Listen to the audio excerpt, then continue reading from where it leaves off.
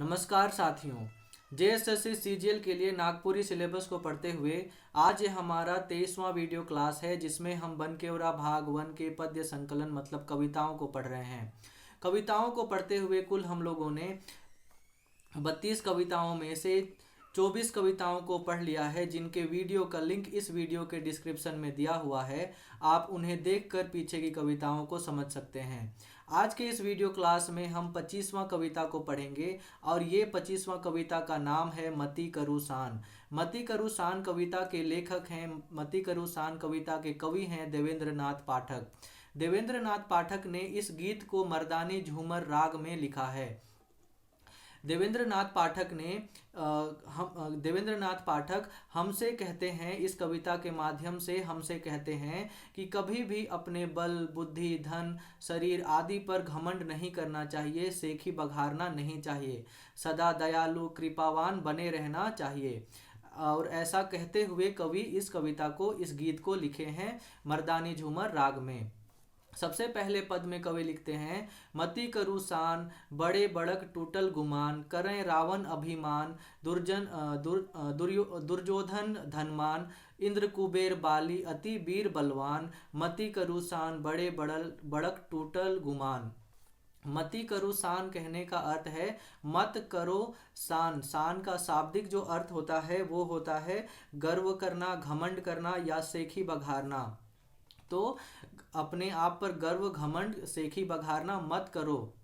बड़े बड़क टूटक गुमान मतलब बड़े बड़ों का जो गुमान है, जो अभिमान है, जो अहंकार है वो टूट गया है। करें रावण अभिमान, जो अभिमानी रावण था उसका अभिमान भी टूट गया। दुर्योधन धनवान, तो जो दुर्योधन राजा थे वो बहुत धनवान थे, तो उनका भी जो धन था वो भी एक दिन ऐसा आया कि खत्म हो गया। इंद्र कुबेर बाली अति वीर बलवान, और इंद्र जो हैं भगवान इंद्र, भगवान कुबेर, बाली, ये सभी जो हैं बहुत धनवान थे, अभिमानी थे और वीर थे और बलवान थे। समय आने पर इन सभी का भी जो है वो अभिमान, अहंकार, घमंड जो है वो टूट गया। मति करु सान बड़े बड़क टूटन गुमान, इसीलिए कवि हमसे कहते हैं कि अपने आप पर, अपने प्राप्त विद्या पर, अपने प्राप्त धन पर किसी भी प्रकार का कोई अहंकार मत करो। अगर हम इस पहले पद का भावार्थ को समझे तो वो कुछ इस प्रकार से है। इस पद में कवि कहते हैं कि हमें कभी भी अभिमान, घमंड या सेखी बघारना नहीं करना चाहिए। आगे कवि कहते हैं, रावण जैसे पंडित, दुर्योधन, इंद्र, कुबेर जैसा धनवान, बाली जैसा वीर बलवान का भी अहंकार समय आने पर टूट गया। तो हम किस खेत की मूली हैं जो हमारा अहंकार नहीं टूटेगा। इसलिए हमें कभी भी घमंड नहीं करना चाहिए, अहंकार नहीं करना चाहिए। ऐसा कवि हम सबसे कह रहे हैं। आगे लिखते हैं कवि, तनि कन धन कपाए, रहें काले इतराए, कौन दीना होबे छिति छान, मति करु सान बड़े बड़क टूटल गुमान, मति करु सान बड़े बड़क टूटल गुमान। तनि कन धन पाए मतलब तनि कन का शाब्दिक अर्थ है थोड़ा सा, धन पाए मतलब जो धन है उसे पाकर, रहें काले इतराए मतलब इस थोड़े से धन को पा करके क्यों इतना इतरा रहे हो। कौन दिन होबे छितिछान, किस दिन हो जाओगे छितिछान मतलब किस दिन ये सारे जो तुम्हारे धन हैं वो सब के सब बिखर जाएंगे और तुम कहीं के नहीं रहोगे। इसीलिए मति करु सान, इसीलिए घमंड मत करो। बड़े बड़ों का जो घमंड है, जो अहंकार है वो टूट गया, ऐसा कवि कह रहे हैं। तो दूसरे पद का अगर हम भावार्थ समझें तो वो कुछ इस प्रकार से होगा। इस पद में कवि कहते हैं कि थोड़ा सा धन पाकर हमें अहंकार या इतराना नहीं चाहिए। किसी दिन ये सब हमसे छिन जाएगा, किसी दिन ये सब जो है वो बिखर जाएगा। इसीलिए हम सबको किसी भी प्रकार का कोई भी घमंड, कोई भी अहंकार नहीं दिखाना चाहिए। सेखी घमंडी बात रूचे ना कोई पतियाए, बोलू नहीं कठोर जबान, मति करो सान बड़े बड़क टूटल गुमान। सेखी मतलब अपने आप का बड़ाई करना, बड़बोलापन दिखाना। घमंडी कहने का अर्थ है अपने प्राप्त किए गए धन पर, विद्या पर, शरीर पर घमंड करना।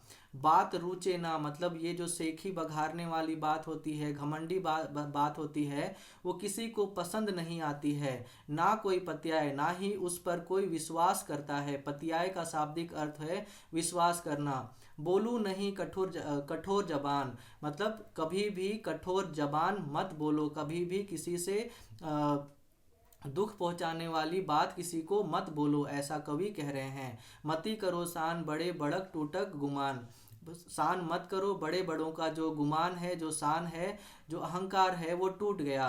तो इस तीसरे पद के माध्यम से कवि क्या कहते हैं, तो इस पंक्ति में कवि कहते हैं कि अहंकार से भरे हुए बड़बोलेपन की बातों को ना तो कोई मानता है और ना कोई पसंद करता है और ना ही उस पर कोई विश्वास करता है उन बातों पर।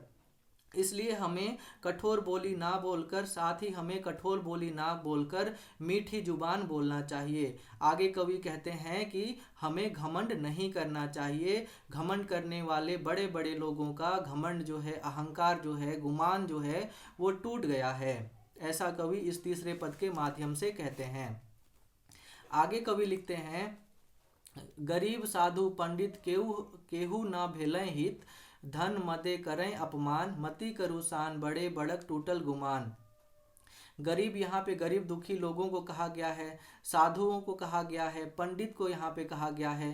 केहू ना भलय भेलय हित मतलब इन लोगों के पास धन संपत्ति नहीं होने की वजह से इनके हित का मतलब इनके प्रति सोचने वाला, इनसे प्यार करने वाला कोई नहीं है। धन मदे करें अपमान और इनके पास धन नहीं होने की वजह से लोग, जो दूसरे धनवान लोग हैं, वो इनका अपमान करते हैं। मति करु शान बड़े बड़क टूटल गुमान, अपने इस धन पर, अपने इस संपत्ति पर शान मत करो, अहंकार मत करो, ऐसा कवि गर्व मत करो, ऐसा कवि इस पद के माध्यम से कह रहे हैं। अगर हम इस चौथे पद का भावार्थ को समझें तो वो कुछ इस प्रकार से होगा। इस पद में कवि कहते हैं कि धनवान लोग गरीब, साधु, पंडित, बुद्धिमान लोगों को सदा अपमानित करते हैं।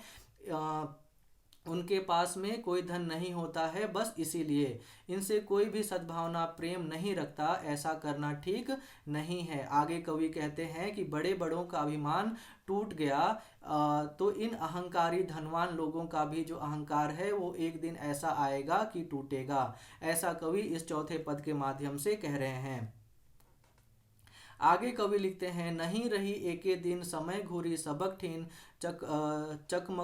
चकमकुआए भगवान, मति करु शान बड़े बड़क टूटल गुमान। नहीं रही एके दिन समय घूरी सबक ठीन मतलब नहीं रहेगा एक जैसा दिन, मतलब जो गरीब है वो गरीब दुखी ही हर समय नहीं रहेगा। उसका भी दिन आएगा जब वो धनवान होगा, संपत्ति से परिपूर्ण होगा। और जो अभी के समय में जो धनवान है वो, उसका ऐसा समय आएगा कि वो भी एक दिन जो है वो गरीब हो जाएगा। तो उसी को यहाँ पे कहा जा रहा है। चकमकुआए भगवान कहने का अर्थ है जो ईश्वर हैं वो हम सबको आश्चर्यचकित कर देते हैं, लोगों के दिनों को बदल करके। इसीलिए मति करु शान, इसीलिए शान नहीं करना चाहिए। बड़े बड़क टूटल गुमान, बड़े बड़ों का जो अहंकार है, गुमान है, गर्व है, वो टूट गया। तो इस पांचवें पद के माध्यम से कवि क्या कहते हैं, तो इस पद में कवि कहते हैं कि समय एक समान नहीं रहता। भगवान सबको अच्छे दिन दिखाते हैं, मतलब अच्छे लोगों को अच्छे दिन दिखाते हैं और बुरे लोगों को बुरा दिन दिखा करके उन्हें चकित कर देते हैं। इसीलिए हमें शान नहीं करना चाहिए, गुमान नहीं करना चाहिए, अहंकार नहीं करना चाहिए, क्योंकि बड़े बड़ों का जो अहंकार है, गुमान है, घमंड है, गर्व है, वो टूट गया है।